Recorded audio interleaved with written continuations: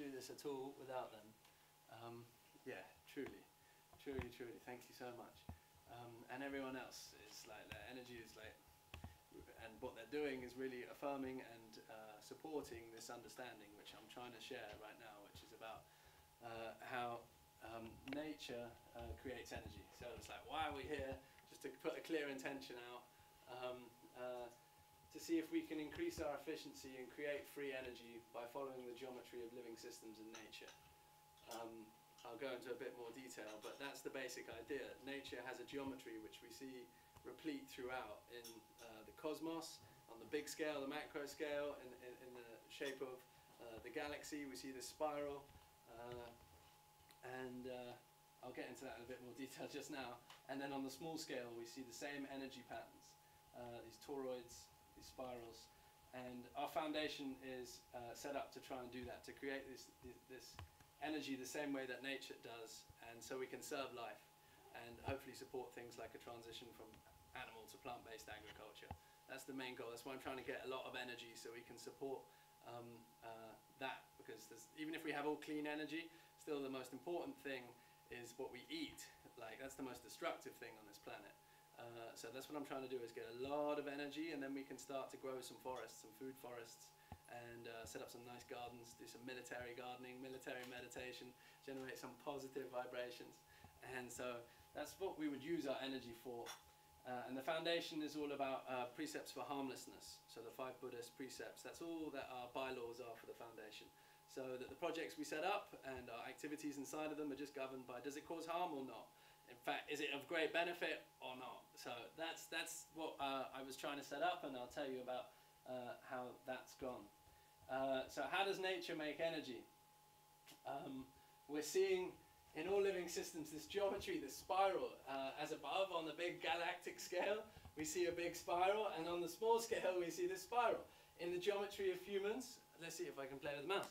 Okay, can you see it? No. Oh yes, you can. Okay, here, so when we look at the ratios in the size of the human finger, this bit, and then this bit, and then this bit, and this bit, and this bit, it maps out the same, this bit, this bit, this bit, this bit, this bit, to make the same shape, the same ratio of expansion. We find this spiral, right? So if that's like a key, that's like a resonant key, like a tuning fork, that same tuning fork shape is found in all living systems. So we find it in faces, in hands, and our ancient sacred geometry is built around it. And the idea is, the principle is that we can get into resonance with it. By building things in the same shape, we can get into resonance with all living systems. So if you have a big tuning fork tuned into D, and it's vibrating like big, like the planet is turning through space, and it has a certain shaped energy field, if you create a little tuning fork, you can get into resonance. Just as if you have a big tuning fork in D and a little one, this little one will start vibrating. You don't need to hit it. This big one's vibrating already. So this is how I'm understanding it, through the work of like Victor Schauberger, and that's where these experiments come from. Now we see a tornado is creating the same kind of spiral vortex. In all living systems, we're seeing these spirals in this vortex. Now the shape of this vortex and the geometry of that vortex is like key to all living systems. It has a very specific vortex. So what we can do is create flow forms that induce these vortices in the energies around us. At the moment we build with squares. They break these energies down. So understanding this from Victor Schauberger, how nature creates these vortices, and when Dorothy's house is in the middle of the tornado, she's not in Kansas anymore, she's flying off, right? It sucks her up. This falling, the way nature creates this falling, how water falls naturally, creates a huge suction force up the middle. And it's this suction force that we're trying to make use of, right? That's what nature uses to create this lift energy. This is like the energy that creates from planting a seed. It accumulates as the water falls through the seed. It organizes all of the elements and draws them up. Creates this levitation energy, organizes the elements, bringing them together, and they grow up. That's an accumulation of energy. What is the energy device that Tesla was making? An autistic car, a neutron accumulator. It accumulates energy through these resonant geometries. So this is how I'm understanding it. We see this in all living systems, and I think this is quite a good way to approach this, because it keeps it like, okay, we see the tree is working outside of us. how is it working. So when we create these flow forms, we can induce these vortices and create this force of suction. Now, if we build with the correct geometries, like if we create, that's a beaker full of water, and you create a vortex, if you have an egg shape in there, because it's the right geometry, it will get sucked up by that vortex. But at the moment, we're not using egg shapes, sophisticated geometry. We're using boring Euclidean geometry. And that's not going to get into the resonance with these vortical phenomena that are found in all living systems. It's just going to be dead and lie there, and it's not going to be connected to the universal energy of life. It's going to not be fitting into it. It's not going to be in the wrong key. We can have this amazing key tuned into D up here, this big tuning fork, and a little one that if it isn't tuned in, it's just not going to be part of the tune. It's not going to be part of the music. But if we build, and we see how nature always uses these geometries, it allows vortices to flow through them, and that creates the thing that creates the suction is it's cooling down. From here it gets 5.5 degrees, 5.4 degrees, 5.3 degrees, 5.2. It's cooling as it's coming in. That's what's creating this suction, because it's condensing like this, and the air is being sucked up here. Okay, and that's a self-lubricating flow.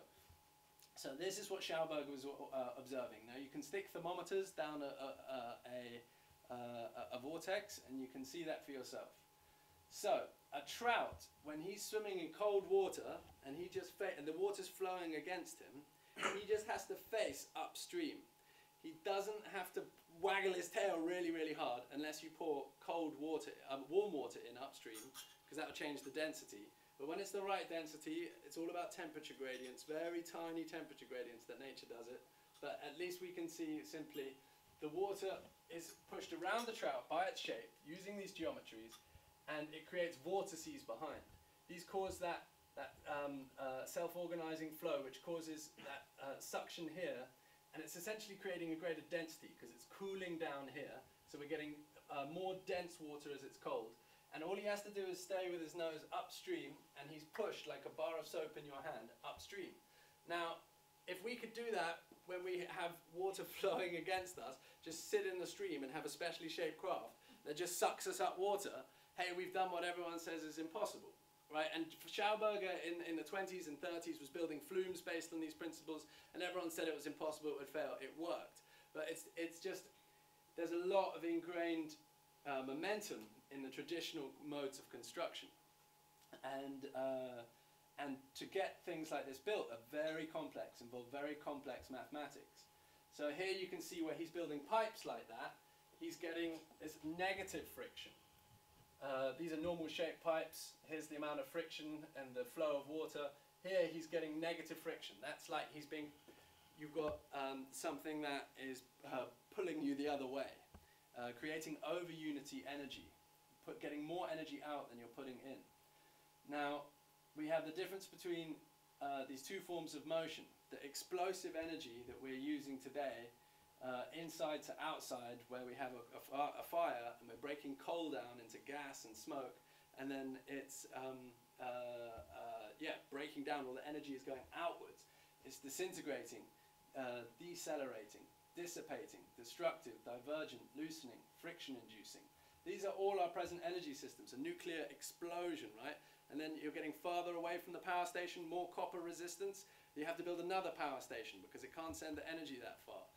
These systems are working off drawing energy in, just as the seed is drawing all the elements around it and organizing it. Just by using these geometries for things to flow through, it will create that levitation energy.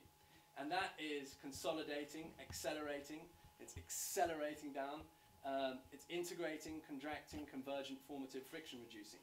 When they asked Victor Schauberger how should we change our energy systems, he said we should make them completely the opposite to what we have today. So this was my teacher that got me into this. And now I see this in every living tree and everything around me, and like I can't help but try and find, and what I did do was go out and try and find groups that are working with this understanding. Ralph and Marcia come from an old school of Nikola Tesla's and Otis T. Carr's that have been working on this stuff in the 50s and got it working. But the government suppresses it because it's unlimited energy anywhere, decentralized rather than centralized control of power. And and Lorenzo is here and has been working with our group. He's like a very, very competent electrical engineer. He's supporting this understanding with his background in electrical engineering. He designed the O2 data network, which we all use our mobile broadband with. Now these two different forms of energy we can describe in economic terms: devolution, deterioration, increasing disorder, decay, instability, insufficiency, bankruptcy. In terms of super economy, efficiency, stability, growth, life versus death. It's just absorbing the energy coming together or energy breaking apart. Simple as that. Now, physicists today are coming to understand that the water viscosity, as it gets denser, as it spirals down, is equivalent to increased conductivity.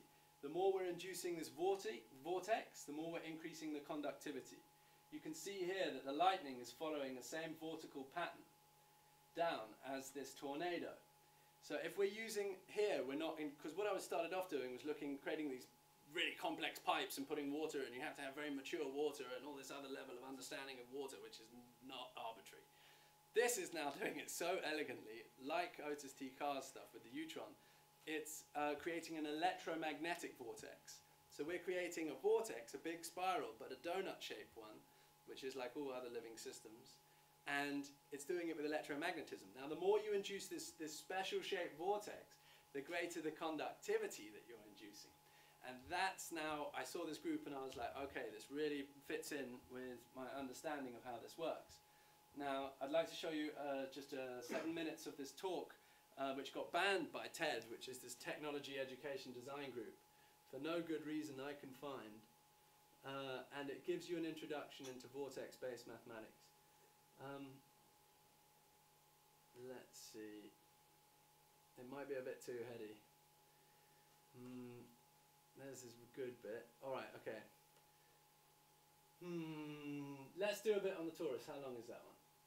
Oh, that's only 8 minutes. Okay. So this day, yesterday, a year ago, they released this film. And this has really helped with this whole movement.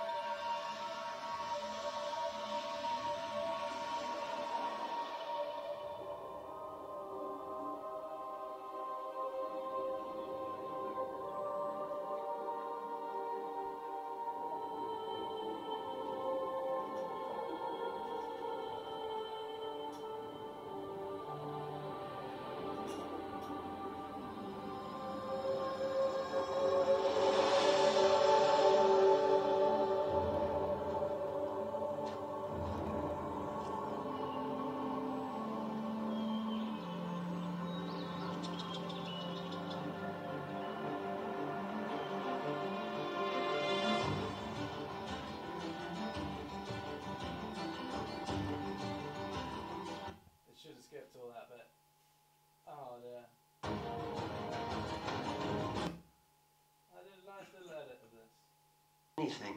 It is the... Oh, I'm sorry.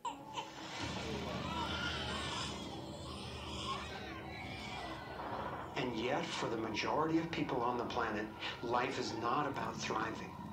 It's about surviving, just trying to hang on. Is this really the best we can do? Did the universe labor for nearly 14 billion years only to bring forth a species that would end up as an enemy to life itself and to its own home? It originally got me into science, into trying to figure out how the universe works and how we humans fit into the overall pattern of life energy. Years later, I learned that the pattern I saw is known by some in the scientific world. It turns out that in 1921, Albert Einstein got a Nobel Prize for discovering that when energy is released in the universe, there are little packets of wholeness that emerge. This pattern actually tells us a lot about how life evolves. Considering the enduring wonders of creation throughout the universe, and how unsustainable so many of our human systems are, I figured learning how the universe creates and sustains life would actually be quite useful. Each of these little packets of wholeness that Einstein discovered, called a quantum, is made out of its surroundings, but is distinct within it, like a whirlpool in water. These packets are always the same pattern, no matter what size, and they are surprisingly relevant to issues as seemingly disconnected as the wars in the Middle East, the global financial collapse, and how to achieve justice for everyone. We're about to explore how. Mathematicians call this pattern the torus. The energy in a torus flows in through one end, circulates around the center, and exits out the other side. It's balanced, self-regulating, and always whole. Futurist Dwayne Elgin explains how the torus is the primary pattern that nature uses for life at every scale. Evolution means to unfold, to roll out. So the question is, what is the universe rolling out? And what the universe is rolling out is self-organizing systems, and you can see this at every scale. Self-organizing system is a technical term for just a system getting a hold of itself, knowing itself, essentially. And if we go to nature, we can look at and we can see these self-organizing forms throughout. We can see it in the cross-section of an orange, the cross-section of an apple. We can see it in the dynamic nature of a tornado. We can see it in the magnetic field around the Earth, a similar magnetic field around an individual. We can see it in the structure of an entire whirlpool galaxy. We can see it in the structure of a small atom. At every scale, throughout its entire history, the universe has one single project. It's growing toruses. The universe is a torus growing factory.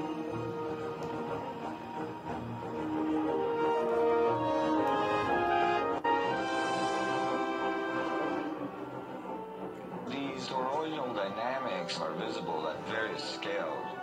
One of them is at the galactic level, which are huge spinning structures with billions of stars in it. Looks like typically big arms of galaxies spinning around, and they have vortices that goes from the center out to the edge of the galactic halo that surrounds them. Stars move from this galactic disk out to the halo, down the vortices, and back out again. Stars like Arcturus, for instance, we know have done that path already. That's the appropriate description even for the atmosphere of our planet. The weather goes from the North Pole down to the equator and then back up, from the South Pole up to the equator and then back down. Even the dynamics on the surface of the sun are very similar. Of course, here we're looking at it from an external perspective on a small scale model.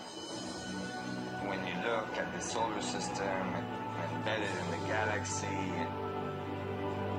embedded in the cluster,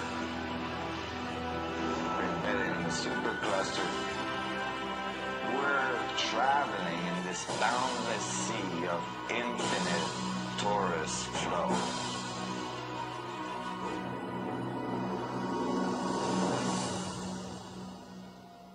Which is great.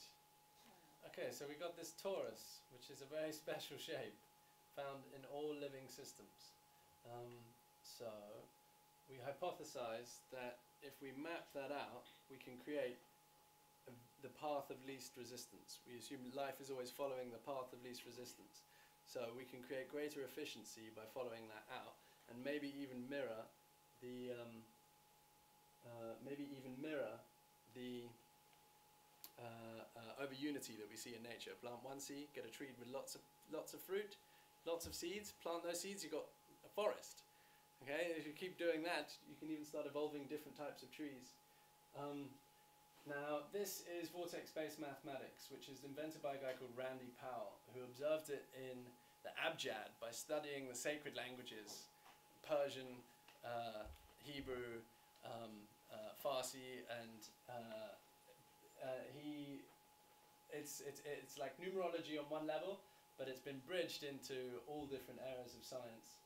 And this area is what I want to focus on, but the director of future operating systems of Microsoft created this patent based on his work. His name's Russell Blake. Is that the patent? Yeah. Okay, so this is like serious mathematics for artificial intelligence using this system. It's like at that level of revolutionary mathematics that only people at this level can really start to take it out of the realm of numerology and start making use of it. But this is what they are doing with this technology now, and really the only people interested in it are the military, because you know the kind of private industry level of things is very pedestrian in comparison. But for our goal of mapping out this torus, this is giving us a vortex-based mathematics that mirrors nature identically. So when I heard about this, I made friends with Randy, and I just went out to America to spend a lot of time with Marco and his family. And this is how, from this basic equation, which is able to do all number functions and bridge every single area of mathematics on the planet, I'll show you a little video afterwards. They're building this up. Now, Mum, I've been giving Randy a few $100s to continue building these number bases because he's trying to do it with his wife running a raw food restaurant and not having much time. And a few $1,000s have gone to Daniel to build these coils because they're really in the gutter, basically. But this is really a rebel science, which is way over the head of a lot of people, and also the kind of just their whole business structure. But this is what this is mapping out, that number system. The math is giving us a toroid, and it's exactly what we're seeing in nature. If you look at that from above, this is what we're seeing in nature, the Earth's magnetic field, these galactic systems. So these are the first windings of the coil. These are the very homemade things that people are doing, and I've been to visit some seriously funky people in some funky little places, but geniuses. Like Sebastian was on the Voyager satellites, designing the navigation systems back in the 70s. You know, these are the most advanced forms of our mathematics, and they're taking this stuff seriously. These are early renditions, but these are more complex renditions. Again, this is all just an approximation made by people in their garages. We are doing our best to get it close, but the hypothesis is that the closer we get to what the math is telling us in these number maps, the greater the efficiency. So up to now, we've been able to, here's a coil with the input here and the output here, much greater than the input when you get it into resonance, doing weird things like lighting 500 LEDs off 1 watt. Now, I took this to a particle beam physicist, and he was like, look, you're just ringing a bell. You're putting this much energy in, you're getting that energy spread out over a long period of time. It looks like over unity. And he was putting his linear load on it, and we know it doesn't work with a linear load because that's like holding on to the bell. It stops it from resonating. But,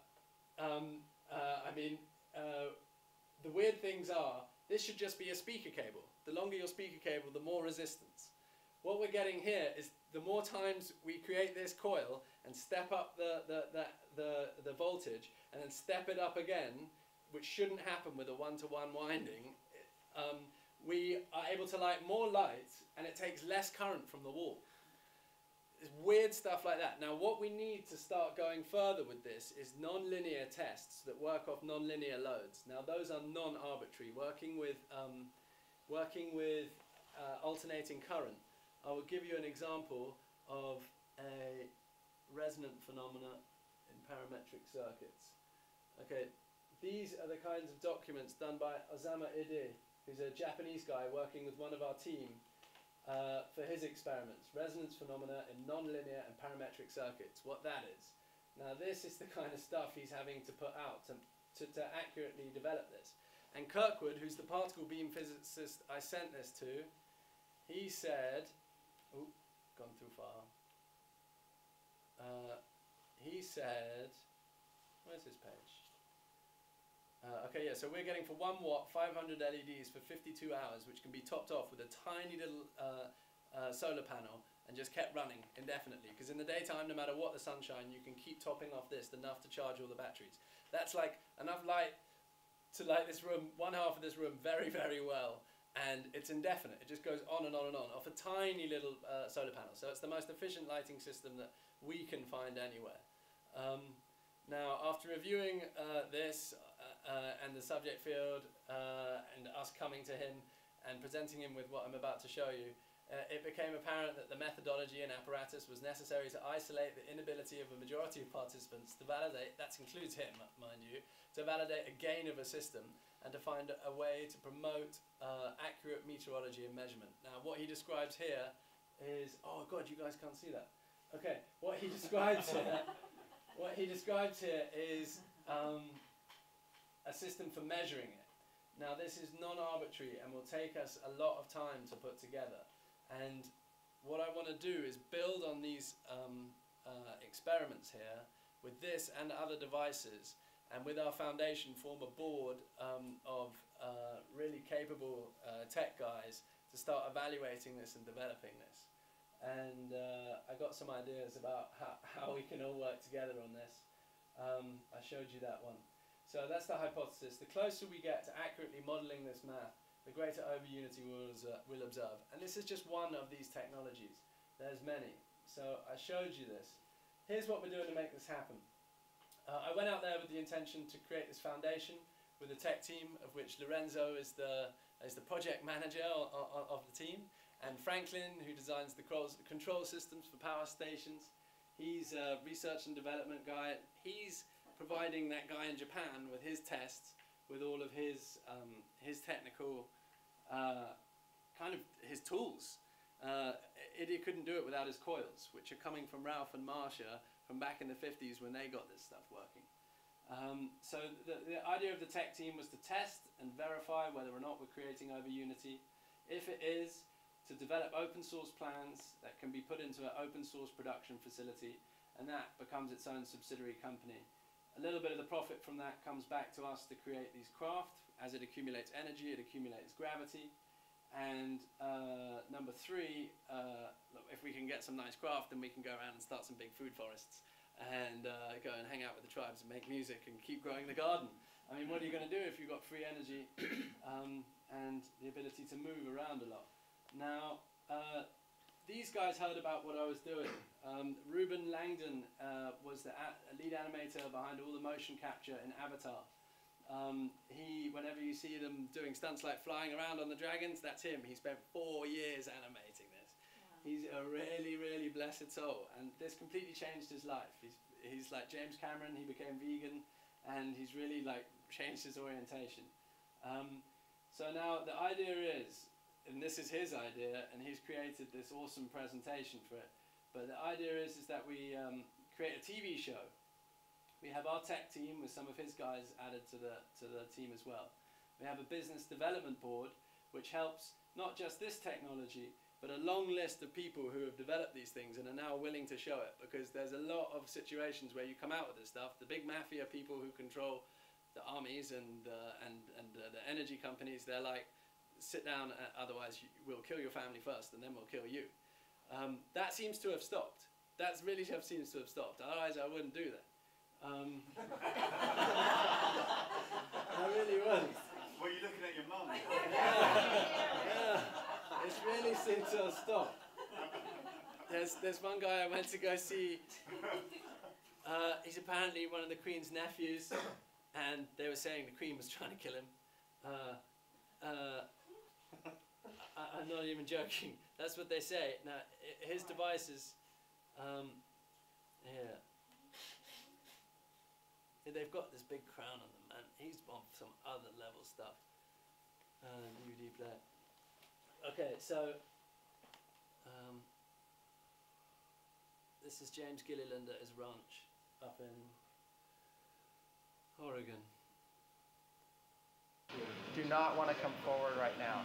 They don't want to bring this out because they've been threatened, their families have been threatened, their labs have been broken into. The lab of one of the physicists, which I was going to bring some footage to show you, that was actually German footage of a crashed UFO where they dismantled the ship and took all the parts off it and were back engineering it. We had this footage. His lab was broken into. All of my videos that I had shipped out here in a big box with the footage in it disappeared. I won't tell you which carrier because I don't want to get sued, but the tracking, everything, we tried to track it, it doesn't exist. It's gone. And then I said, well, shoot me up and stole the fund. Technology that only comes from a very high spirit to understand how this works. Really fast. This is one of the motors right here. You can see that he's developed. Now he has very large motors like this. You can actually shut down a nuclear plant. No nuclear waste. You don't need any more. You could plug this motor in. It's fuelless. It's not going to smoke. I have no reason not to trust. Environment's cleaned up. We don't need all this nuclear waste out there. So much to you know how many billions of dollars they get to clean up their own mess? You know, that's why they don't clean it up. He's seen this and he's like, look, you know, this stuff is out there working. And this is just one of those technologies which is at a very high level. This is really, really crude and primitive example of this stuff. You know, now, what's cool about these guys is, okay, they said they want to make this TV show, Ultimate Energy Showdown, which is like Mythbusters meets Top Gear. This gives us a really public platform to start to explore this stuff, and once it's in the public arena, it's like no longer a question of, you know, getting it out to people, because it's all being evaluated in front of everyone. I developed this system for the Global Summit, which is something in London, where you have the videos online and people can, rather than just donate to your crowdsourcing thing, they can invest and become a shareholder, or they can just donate, or they can vote for you, share all this stuff with social media stuff. So that'll be kind of like the back end of this. Now, I just dig to show you quickly the team and the list of people we got who agreed to show their devices. Some are from like military places and some pretty amazing places. And okay, presentation files. So UES. So this is like lowest common denomination approach. So it can really be communicated to anyone. Now, that's just a bit on the show. Here's the breakdown commercially for the network. There's a new network coming out to compete with Discovery and the History Channel, which this guy owns, and he wants to run the show. Now, apart from the fact that this is illegal to do this, and broadcast technology that can create unlimited power, it's actually illegal, because that can be used to create unlimited particle beam weapons and stuff like that. We need to start making relationships with people who can change the structure and make exceptions, and really stand out as examples for this type of technology. So that's the idea of the show. Opening, we meet the inventor, meet the scientists. Our team validates it. There's a showdown between it and a conventional device, and then we kind of conclude. Then at the end of the series, we get to vote on which one we thought was the best, and that one gets funding. Or through our model, everyone can fund them.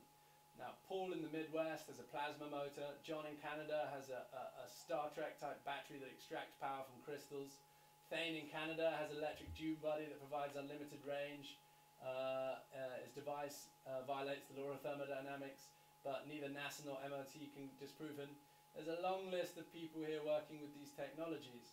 This guy made the film Fuel, and the Obama administration got a $28 billion new energy campaign, which was marketed on the back of that. This is Ruben, who is Jake Sully, all the stunts for Jake Sully and motion capture for all the background characters. This guy makes lots of UFO films and documentaries about energy. Yeah, these are other researchers. This guy worked in the patent office and he was there, and there's this law, you know, these types of devices, when they came in, it had to go down the hall to the military. So he was filtering them off and saying to people like, look, stop writing it, wording it like that, word it like this, and then, you know, you can keep it out of that system. And he got fired for doing that, and then he sued them, and then he got his job back and a whole load of money. He's a clever guy. I was told that there are over 6,000 patented over Unity devices in America. Who told you? Dr. Stephen Gray. Okay, cool. Okay, so this guy's another badass PhD who's worked in all sorts of different sciences. And this is the energy company with like 200 people that could help. So I dig to show you just that. Oh, there's pilot. Where is it? Presentation movies, UES. Okay, great. And you can see what we're trying to do, but this really needs help. For thousands of years, human civilization has thrived based on one thing: energy. In the beginning, it was fire. Then, we learned to work with the beasts inhabiting the earth. From there, it wasn't long before we harnessed the power of wind and water. Today, we reap energy from the very crust of the earth, but costs continue to rise out of control. The next energy revolution may not come from major corporations or scientists in lab coats. Instead, it might come from inventors living right in our backyard. Welcome to Ultimate Energy Showdown, the show that tests everything we know and don't know about science. Today we're meeting with an inventor who's harnessing the power of magnets to provide electricity to an entire home for free. And we'll meet a man who has an engine that will use any liquid as fuel.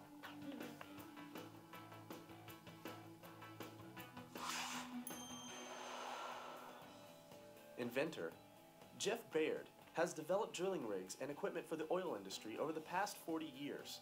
But he's been up to something else, something amazing. Well, I was born in Woodward, Oklahoma, but I grew up here in Ada and was involved in construction trades starting in about the 8th grade. I did that for 4 years. Jeff's a very interesting man. He's very busy. He's a country boy at heart, but his brain is constantly going with new ideas. He has an inventive mind, and he is, I have no idea how many patents he has on different things. We've been given the first worldwide television exclusive to this groundbreaking invention. Introducing Magtricity. This thing's incredible. You made all this right here? Yes. Can we fire this thing up? Sure. Let's All right, let's do it. According to Jeff, the crankshaft and magnets charge a series of 3 separate banks of batteries. This novel arrangement provides a continuous flow of energy with little or no battery degradation. Jeff claims that his special arrangement of magnets produces 3,000 watts of continuous free electricity. So in theory, with his machine, you could power your house for 25 years for free. This is amazing. Can we power a house like an average home with average appliances like computer, refrigerator, TV? Can this do that? Yes, it'll provide 3,000 watts and 30 amp usage, so however much you can run off of that. I would love to see this machine pass our reality check meter, so let's put it to the test. Our independent scientist and engineer made sure there are no hidden power sources connected to the grid. He rigged our output metering to our computer so we could monitor the voltage, wattage, and amperage coming out of Jeff's generator. After thorough testing, our findings indicated that it actually does produce a continuous 3,000 watts of electricity as claimed. Build one as small as we can, just small and mobile, and then simultaneously build one about 40 feet wide and about 80 feet long, about 20 feet high. Go to the extreme. Coming up next, Julian and Casey meet with Paul Pantone, who created the Geet engine. He claims that his invention can run on any liquid that can be vaporized, pollutant-free. Next time on Ultimate Energy Showdown.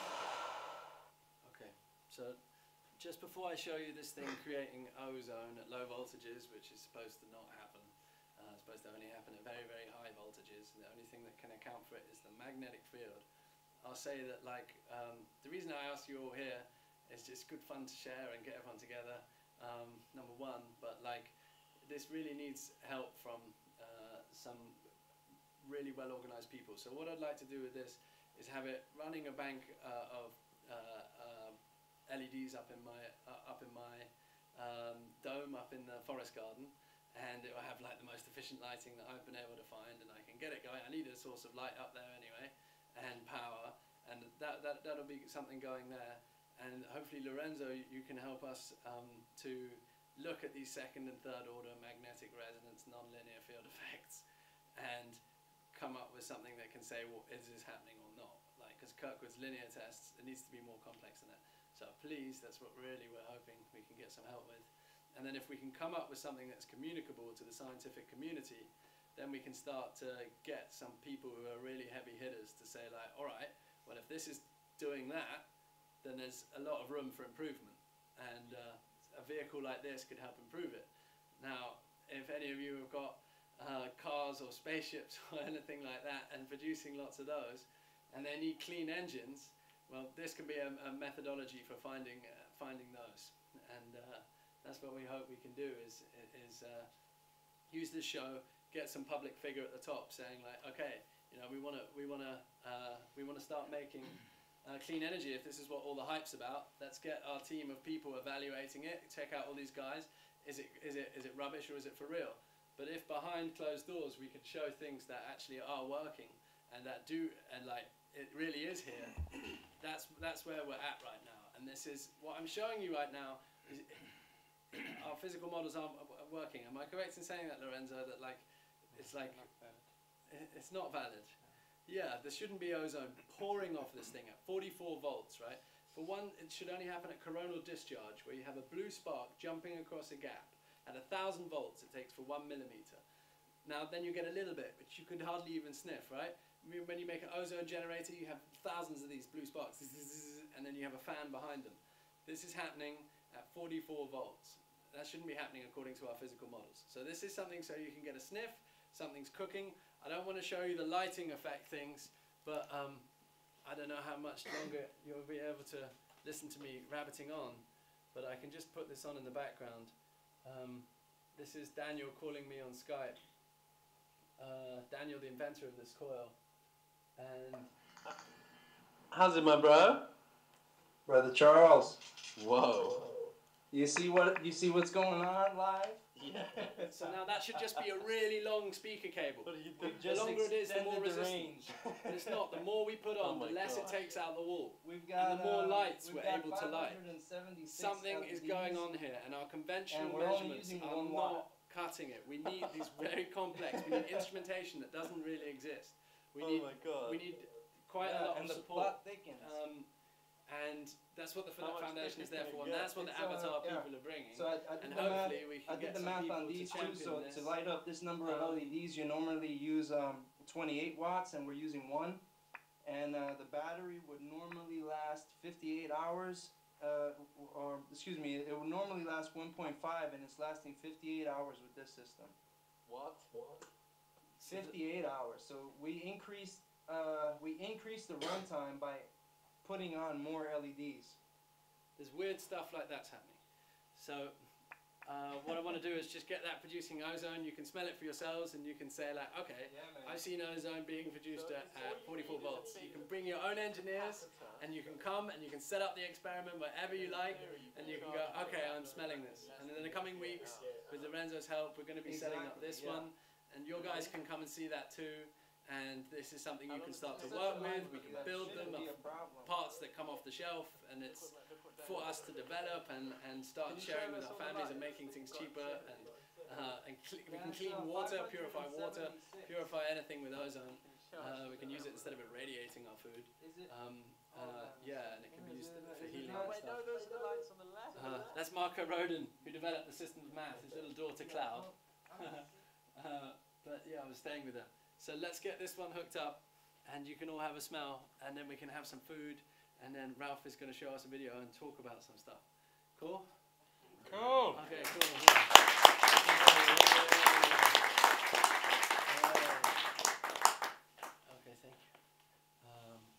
simple as. We got it really down. Turn that one on. Turn that one off. Ben, that's all I got to do, right? Turn the signal generator on. Turn your unplug the speaker. Was it deafening? Okay. Yeah, I think that's it. We're gonna crank How out. you doing, Ralph? Happy? Was that clear? Did you understand it? Or was it just? No, it was clear.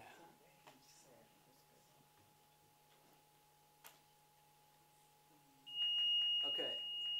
So this is what we're striking the bell with, is a tone to get it in resonance. We can change the tone, but that's the one that we want. Okay, now let me look in my spell book, and I got the resonant frequency. Okay. Okay. 2.864.